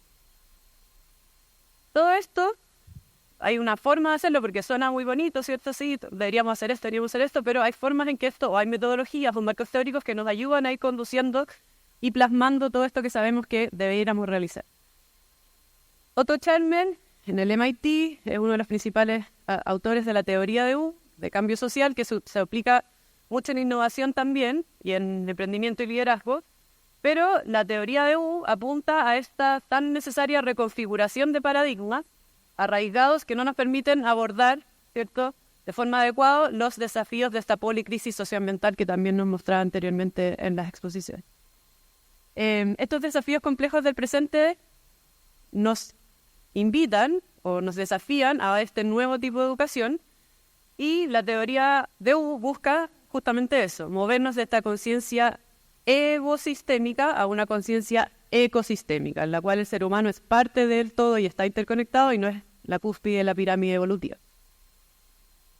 Significa poder movernos de este enfoque individualista o invita a replantearnos esto que también nos presentaron anteriormente de los paradigmas del consumismo, por ejemplo, de que no vamos a poder solucionar las cosas con las mismas estrategias que nos trajeron hasta estos desafíos actualmente. Entonces ahí pueden ver, es como un viaje, también esto tiene relación o se basa en muchas otras teorías que ustedes pueden encontrar, incluso en el viaje del héroe de teorías más orientales, pero no voy a profundizar en aquello, les voy a dejar recursos para que ustedes lo puedan hacer, pero es un proceso que nos invita a diseñar la experiencia educativa, ya sea puntual en un curso o en un currículum, un poco transitando este viaje desde la descarga, desde el ver, percibir, presentir, cristalizar, prototipar y desplegar, ¿sí? Desde una mente abierta, un corazón abierto y la voluntad abierta, pasando por estas tres dimensiones que les decía anteriormente. Bien, eso era lo primero. Ahora vamos a cómo esto, que suena súper interesante, se puede realizar. Les vengo a mostrar dos casos, hay muchos más, hemos desarrollado más, pero por el tiempo me quiero atender a dos cursos o casos particulares. Uno, desde este prisma, este es un curso que desarrollamos hace ya 6 años en la universidad, que es un curso de pregrado, es optativo, pero es masivo. Sabemos que con un curso, ¿cierto?, no logramos mucho, pero igual hay una señal de esperanza en que podemos hacer de esta experiencia igual sumamente transformadora, ¿sí? Entonces, desde este prisma de cómo diseñar un curso con un objetivo tan amplio como lo que les muestro acá, diseñamos un curso que se llama Sustentabilidad en la UC, que hoy en día tiene más de 350 estudiantes por semestre, ya van 6 años de aquello.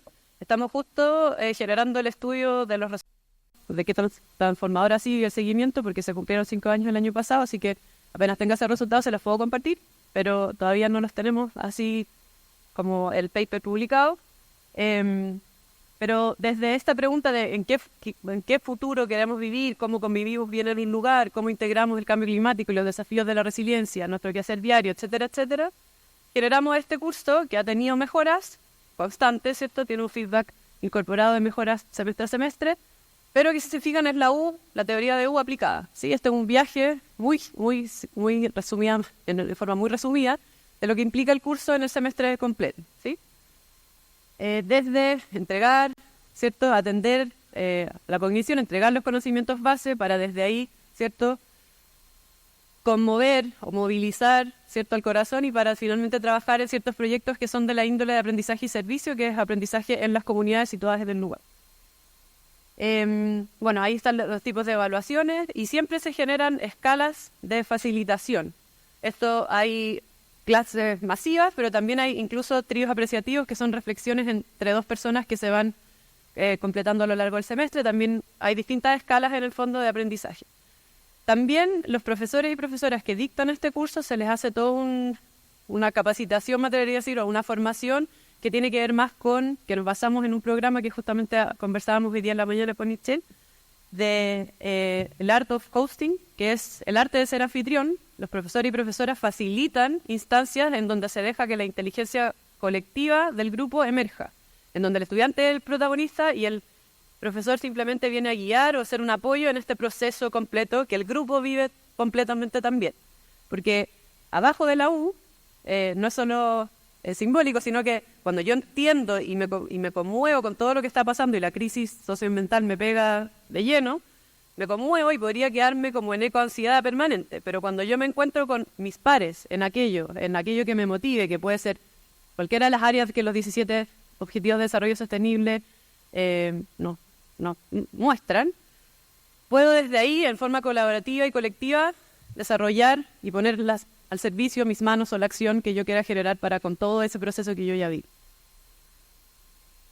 Este es uno, yo les decía, hay muchos otros cursos. Nosotros desde el Instituto para el Desarrollo Sustentable tenemos, acá les puse algunos, pero de verdad que son muchos más, y todos se intentan desarrollar desde estos marcos, en los cuales no solo la entrega de conocimiento, sino que atendemos también las otras 2 dimensiones. Algunos son con estudios de caso, de resolución basada en problemas, otros son 100% en los territorios en los cuales se está dictando, porque la Pontificia Universidad Católica en Chile tiene campus no solo en Santiago, que es la capital, sino que también en otras regiones. Por lo cual se van variando obviamente y adaptando a ese contexto que es tan necesario y pertinente para que todo esto genere nuevamente los resultados tan transformadores que estamos necesitando. Entonces ahí, por ejemplo, hay cursos de cambio climático, pero también ven introducción a economía circular, antropoceno imaginarios del futuro, y nosotros nos compone y somos un instituto interdisciplinario que nos componen todas esas facultades. Por lo tanto, tenemos profesores y profesoras de arte, de sociología, ingenieros, biólogos y así, porque como también ya vimos, y todos y todas acá ya sabemos, el cambio climático, la crisis ambiental, la sustentabilidad no depende de una disciplina, sino que es transversal a todas aquellas. Y todos estamos llamados a contribuir en lo que sea que nos componga, mucho mejor si es en forma colaborativa con todas las otras disciplinas. Este es otro de los casos que les quería mostrar, que ya les mostré un curso, por ejemplo, de los muchos que tenemos, cómo fue diseñado pensando en los estudiantes de pregrado. Este es otro curso pensando para docentes universitarios, ¿sí? Este es un curso que hemos desarrollado en 3 universidades en Chile, incluso para acá en México con el TEC también lo desarrollamos de 2 años, 1 año, en la cual es una formación para formadores de agentes de cambio, ¿ya? También mínimamente, de forma muy humilde y quizás muy breve, también está diseñado un poco con esta teoría de U, ¿cierto? En donde también se intenta atender las 3 dimensiones. Y aquí, por ejemplo, está el ejemplo es un curso que tenemos online, sincrónico para la comunidad de estudiantes de profesores de la Pontificia Universidad Católica de Chile, que tiene estos 4 módulos, ¿cierto?, en donde van también cada uno de los módulos funcionando como pequeñas U, y finalmente hay un encuentro sincrónico grande, que es de un café mundial, que también es una metodología en la cual hay una reflexión participativa que nosotros simplemente facilitamos con preguntas movilizadoras. Ahí utilizamos distintas estrategias, no es simplemente PPT, de hecho PPT es lo que menos hay. Son videocápsulas donde después hay instancias o foros de reflexión conjunta. Incluso también utilizamos, por ejemplo, que es no sé si lo conocían, es un simulador climático del MIT, en donde sentamos a profesor y profesora, esto lo hemos hecho en estudiantes también y a todo nivel, a negociar qué estamos dispuestos, qué política pública. Cada uno de estos son palanquitas que uno va moviendo, y en el fondo se hace como una especie de gamificación de juego de roles para ver si estamos en esta sala, por ejemplo, podríamos jugar, estamos de acuerdo con qué políticas vamos a tomar para alcanzar los 1,5 grados. ¿Sí? Este es una de las estrategias, hay muchísimas otras más. ¿Cuáles serían estas preguntas movilizadoras que, por ejemplo, gatillan este café mundial que yo les decía, en donde los profesores y las profesoras al final de este curso pueden rediseñar experiencias dentro de sus cursos que ya dictan, crear cursos nuevos, o también esto ha llevado en muchos casos a que unidades académicas generen, por ejemplo, sus jornadas anuales en cómo curricularmente en distintos cursos a lo largo del currículum completo van transversalmente incluyendo estos temas. Entonces acá estas son algunas preguntas que podrían gatillar esas reflexiones, ya sea para el rediseño de una experiencia educativa que ya se tiene, o un curso nuevo, o un poco más amplio, ¿sí? Hay distintas unidades que ya lo han incorporado en forma como de su perfil de egreso, incluso la sustentabilidad a través de distintas acciones que se puedan ir a abordar. Por temas de tiempo no se las puedo mostrar, pero te los quería contar. Ya, y finalmente en los últimos 3 minutos, de forma muy breve, ¿ya? Y quería mostrar un poco cómo sería que podríamos desarrollar esto en una cápsula de 3 minutos en un curso, ¿sí? Sabemos que los desafíos son mucho más complejos y que los resultados, obviamente, nuevamente, estaríamos interviniendo en un punto de apalancamiento que probablemente no vamos a movilizar todo el sistema con simplemente una acción, pero sí es interesante aprovechar cada una de las posibilidades y vehículos que ya existen para introducir con urgencia todas estas temáticas y cambios que necesitamos.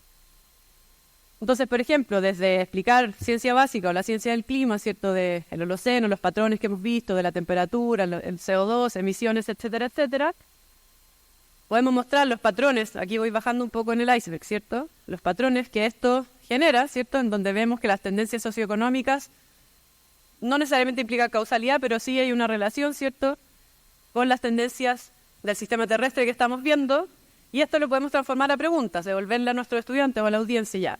Por ejemplo, todo esto que vimos, ¿qué es lo que ven acá? Ya, entonces, acá es un hemograma, un análisis de sangre, en donde yo, persona, individuo, ¿cierto?, si me entregan esto, probablemente no sé cada uno de los parámetros, pero simplemente me voy a fijar si estoy dentro del rango normal o no. Entonces, esto mismo lo podemos hacer, ¿cierto?, con nuestro planeta. Podemos sacar este hemograma, podemos sacarle esta selfie, ¿cierto?, a cómo estamos hoy. Marcos, existen muchos. Acá hay uno que es del profesor Johan Rockström del Centro de Resiliencia de Estocolmo, muy conocido por todos, ¿cierto?, en donde tenemos los 9 límites planetarios, que nos dan el rango normal de qué consideraríamos para los distintos límites, donde el cambio climático es uno de aquellos 9, si estaríamos pasados o no, si estaríamos normal o no, en base a las tendencias del sistema terrestre hacia atrás, ¿cierto? A esto yo le sumo, ¿cierto? Acá tengo la selfie ambiental, le puedo sumar, ¿cierto? Y puedo ir viendo también la transición de cómo hemos ido, obviamente esto ha sido cada vez más crítico, ¿cierto?, a través de los años. Le puedo sumar un nuevo filtro, porque sabemos que la crisis es socioambiental, indisolublemente aquellos dos términos, entonces le puedo sumar, por ejemplo, el marco de Kate Raworth de la economía de la dona. Están los TED Talks de ellos dos, sumamente en 3 minutos explicados mucho mejor que lo que yo les voy a contar ahora, pero vemos que a estos límites planetarios le ponemos la capa socioeconómica encima, porque tenemos que no simplemente estar ambientalmente bien, sino que en tendencias socioeconómicas justas, ¿sí? Y ahí vemos que la meta de la dona es satisfacer las necesidades de todas y todos dentro de los medios del planeta vivo. Esto lo podemos aplicar a nivel planetario, y esta sería la selfie, ¿cierto?, de cómo estamos a nivel planeta hoy, ¿cierto? Vemos que claramente no hemos logrado desarrollar medios de vida justos ni ambientalmente amigables para la mayoría de la humanidad hoy. más de 1.000 millones de personas todavía no pueden satisfacer ciertas sus necesidades más esenciales y hemos rebasado múltiples límites planetarios en esta búsqueda. Y esto lo podemos aplicar por país. Tenemos estos datos, sí, en bases de datos libres que son además interactivas, con las cuales, por temas de tiempo, obviamente se las voy a dejar en link, pero pueden nuestros estudiantes también revisar. Podemos ver para el caso de México, ¿cierto? Y acá también se desarrollan actividades de reflexión de ya, qué es lo que ven, qué es lo que les parece, qué patrones encontramos, y desde la reflexión poder ir gatillando esta, ¿cierto? Pasar del dato a qué nos conmueve, qué les pasa cuando yo les muestro esta información, etcétera, etcétera. Entonces, claro, estamos entregando un hemograma sumamente alterado del planeta, ¿cierto? Y ahí la gran pregunta siempre es ya, cuando a ustedes o a un familiar o un amigo muy cercano le entregan un examen así de alterado, ¿qué les pasa? Siempre hay distintas respuestas que llevan a me vuelco de alguna forma a la acción, hago algo, cambio un hábito, voy al doctor, etcétera, etcétera. Bueno, y esa acción se puede hacer de distintas formas y recién entonces es cuando, por ejemplo, podemos mostrar definiciones de sustentabilidad, ¿sí? Entrar con una definición cognitivamente, también hay muchos estudios que dicen que a veces cierran la capacidad de que emerja esta inteligencia colectiva a través de la reflexión colaborativa.